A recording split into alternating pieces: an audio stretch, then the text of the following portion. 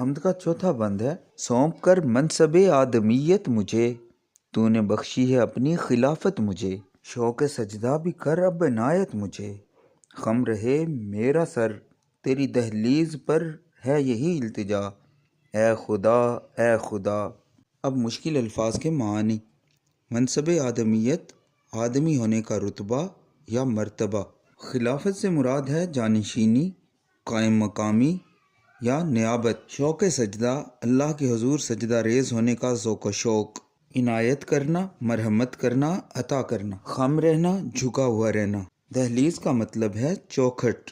التجا کرنا، عرض حال کرنا، درخواست کرنا یا اپنا مدعا بیان کرنا۔ مظفر وارثی اپنی حمدیہ نظم کے اس آخری بند میں کہتے ہیں کہ اے خدائے بزرگ و برتر، تیری مجھ پر بہت زیادہ عنایات اور مہربانیاں ہیں۔ ان میں سے ایک کرم اور مہربانی یہ ہے کہ تو نے مجھے انسانیت کا لبادہ پہنا کر ایک عظیم مقام اور مرتبے پر فائز کرتے ہوئے اپنی نیابت اور خلافت سے سرفراز کیا ہے۔ اس کرم اور مہربانی کا میں جتنا بھی شکر ادا کروں کم ہے۔ شکر ادا کرنے کے لیے ضروری ہے کہ میرا سر تیری چوکھٹ پر ہمیشہ سر بسجود رہے اور جھکا رہے۔ اس مقصد کے لیے تو میری کیفیت بدل دے اور مجھے اپنی عبادت کرنے کا ذوق و شوق اور اپنے حضور ہمیشہ سجدہ ریز رہنے کا اشتیاق عطا فرما دے۔ اس درخواست اور عرض حال کے علاوہ میری کوئی خواہش اور تمنا نہیں ہے۔ میرے معبود و مسجود اس التجا کو شرف قبولیت عطا فرما دے۔